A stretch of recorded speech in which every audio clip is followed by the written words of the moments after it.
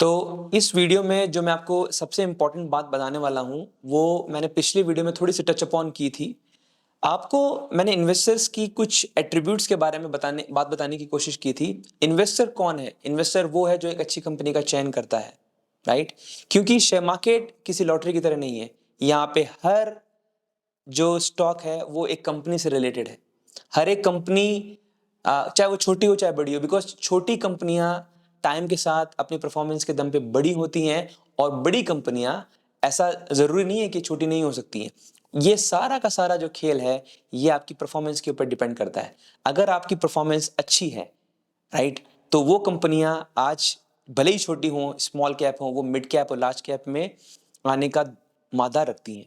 तो मैंने जो पिछले वीडियो में आपसे बात की थी कि इन्वेस्टर्स की कुछ एट्रिब्यूट्स जो होते हैं जिनको फॉलो करना चाहिए। तो सबसे पहला एट्रिब्यूट मैंने बताया था कि अच्छी कंपनियों का चयन करें और वहाँ से एक अपना टाइम फ्रेम डिसाइड करें कि यहाँ से इस टाइम फ्रेम तक मैं इस कंपनी को होल्ड करूँगा, इस स्टॉक को अपने साथ रखूँगा और मुझे लगता है कि यहाँ से स्टॉक इतना होना चाहिए। अब ऐसा सोचने के पीछे 2-3 कारण हैं। जब भी आप किसी स्टॉक को परचेज़ करते हैं, तो उसका एक प्राइस होता है। So there is no right और wrong answer about any stock. आप कभी ये नहीं कह सकते हैं कि ये बहुत ही महँगा स्टॉक है। महँगा स्टॉक इन द सेंस कि शेयर प्राइस क्या है उसका? Of course price to earning ratio के दम पे तो सस्ता और महँगा आप देखते हैं, लेकिन स्टॉक सस्ता हो चाहे महँगा हो, यानी कोई 200 का स्टॉक हो चाहे 5000 का स्टॉक हो, तो आप उसको देख के सस्ता और महँगा नहीं कह सकते। तो सबसे बड़ा मिथ तो ये आप लोगों को भूलना पड़ेगा कि एक अच्छी कंपनी जो आज महँगी बिक रही है, हो सकता है कि वो आगे चल के और महँगी हो। आपके सामने बहुत सारे ऐसे एग्जाम्पल हैं। आपके सामने एग्जाम्पल डॉक्टर रेड्डीज लैब का है, आपके सामने एग्जाम्पल पॉलीकैब का है, आपके सामने एग्जाम्पल टाटा एलेक्साई का है, आपके सामने एग्जाम्पल एलटीआई माइंडट्री का है। तो मैंने जो आपको बात बताई है, उसको आपको सबसे पहले इस तरीके से एनालाइज करना पड़ेगा कि आपकी कंपनी एक तो प्रॉफिट मेकिंग कंपनी होनी चाहिए, उस बिजनेस की आपको समझ होनी चाहिए, उसका एक टाइम फ्रेम आपको डिफाइन करना पड़ेगा जो आपके गोल से अलाइंड है। गोल कुछ भी हो सकता है, आपकी बच्चे की एजुकेशन हो सकती है, आपकी बेटी की शादी हो सकती है, आपके मकान बनाने का पर्पस हो सकता है और भी कोई पर्पस जो आप अपनी डे टू डे लाइफ के अंदर फिगर आउट कर सकें, राइट? इन्वेस्टर को लॉन्ग टर्म के लिए उसको रखना पड़ेगा। लॉन्ग टर्म के आधार पे ही स्टॉक की परफॉर्मेंस जब निकल के आती है तो उसका जो है प्राइस महंगा होता है। अब आप ये समझिए कि कोई स्टॉक महंगा क्यों होता है। सबसे पहले आप समझिए कि कोई भी जो स्टॉक होता है उसकी एक मार्केट कैपिटलाइजेशन होती है, राइट? और उसका एक प्राइस टू अर्निंग रेशियो होता है। सो जो प्राइस टू अर्निंग रेशियो और मार्केट कैपिटलाइजेशन के अंदर बहुत बड़ा तालमेल और समावेश है।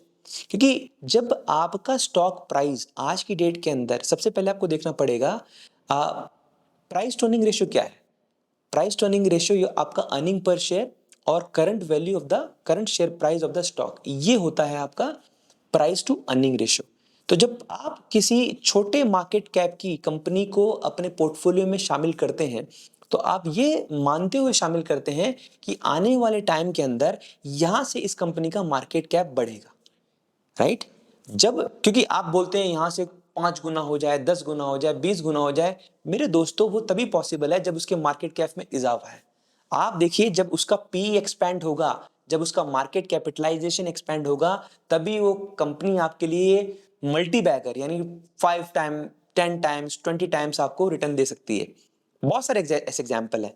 मैंने एक बहुत अच्छे इन्वेस्टर्स को जब उनका मैं एक वीडियो सुन रहा था, तो मैंने देखा कि उन्होंने पेज इंडस्ट्री के अंदर काफ़ी अच्छा पैसा कमाया, राइट? वो शेयर मार्केट के जाने-माने इन्वेस्टर हैं, उनका नाम बसंत माहेश्वरी है। तो पेज इंडस्ट्री में जब उन्होंने पैसा कमाया, उन्होंने काफ़ी अच्छा पैसा कमाया, वहाँ से वो शायद अच्छा उनको उस पेज इंडस्ट्री के स्टॉक्स ने रिटर्न दिया। लेकिन जब उन्होंने उसको सोल्ड किया 14,500 के लगभग सोल्ड किया था, वहाँ से भी वो काफ़ी ऊपर गया। अब आप बोलोगे यार इसका प्राइस तो बढ़ गया, लेकिन क्या इसके मार्केट कैपिटलाइजेशन में इज़ाफ़ा हुआ? वहाँ से वो कितना टाइम इंक्रीज़ हुआ? ये सारा का सारा खेल जो है मार्केट कैपिटलाइजेशन का है। तो सबसे पहले आपको किसी बड़े मोटे हाथी के अंदर इन्वेस्ट तो आप कर सकते हैं, लेकिन आपको देखना पड़ेगा क्या उसका पी एक्सपैंड होगा? क्या उसकी मार्केट कैपिटलाइजेशन में इज़ाफ़ा होगा? अगर उसका मार्केट कैपिटलाइजेशन एचडीएफसी बैंक या टीसीएस की तरीके से है, तो मेरे साथियों वो आपको बहुत ज़्यादा रिटर्न बना के नहीं देगा। क्योंकि वो ऑलरेडी इतना बड़ा मतलब शेयर है इंडेक्स का कि जब वो चलेगा तो इंडेक्स वहां से मल्टीफोल्ड जंप करेगा। तो सबसे पहले मैंने बताया कि ये कुछ चीजें हैं जो आपको समझने की है इन्वेस्टर के तौर पे। और दूसरा, प्लीज ये डे टू डे बेसिस पे जो आप लोग ट्रैक करते हैं ना, सेंसेक्स और निफ्टी, ये बंद कर दो। सेंसेक्स और निफ्टी जो है वो एक तरीके से सटोरियो का खेल है, उसमें आपको कोई पैसा नहीं बनेगा। I am least concern about Sensex and Nifty. अगर ये 5,000 पे हो जाए तो I am least bother about this. आपके पास अच्छी कंपनियां होनी चाहिए, एक टाइम फ्रेम होना चाहिए, कंपनियां प्रॉफिट करेंगी, उनका प्राइस ऊपर जाएगा, इसमें कोई डाउट नहीं है। बहुत सारे ऐसे एग्जांपल्स आप कोविड के टाइम पे देख चुके हैं। यहां से अपनी जो इंडिया ग्रोथ स्टोरी है बहुत इंटैक्ट है और मैं इसके ऊपर बहुत बुलिश हूं। मैंने आज की जो वीडियो में आपसे बात की पीई और मार्केट कैपिटलाइजेशन के तालमेल के ऊपर बात की कि इन दोनों का आपस में क्या रोल है। मैं अगले वीडियो में जब आपसे बात करूंगा कि अर्निंग पर शेयर, किसी स्टॉक का अर्निंग पर शेयर कैसे इंक्रीज होता है, राइट, उस स्टॉक की अर्निंग पर शेयर से आप उसका प्राइस टू अर्निंग रेशियो कैसे डिराइव करते हैं, उसके स्टॉक प्राइस पे उसका क्या इंपैक्ट होता है, ये सारी बातों को हम लोग करने वाले हैं। और आपको मैं एक बात बता दूं, ये सिर्फ मेरे जो शुरुआती जो वीडियोस है मेरे इन्वेस्टर साथियों के लिए हैं। मेरे वीडियोस मेरे ट्रेडर साथियों के लिए भी आएंगे, क्योंकि सेबी की जो 93% की स्टडी है मैं उसके ऊपर भी वीडियो करने वाला हूं। और मैं आपको बताऊंगा कि एक ऐसा हिडन फैक्ट जो बहुत सारे लोगों को पता नहीं है, people have lost their money in a fairy tale but still they have not understood the fact कि उनको इसके बारे में समझना पड़ेगा। तो अगले वीडियो में मैं बात करूंगा इन्वेस्टर्स के कुछ और एट्रीब्यूट्स के बारे में। Until then it's good bye from my side. आप लोग अपना बहुत बहुत ध्यान रखिएगा और नववर्ष की आप लोगों को पहले से ही मैं बहुत बहुत बधाइयां देता हूं। आपका आने वाला साल आपके लिए हेल्थ, वेल्थ एंड प्रॉस्पेरिटी लेके आए। Thank you so much, have a good day.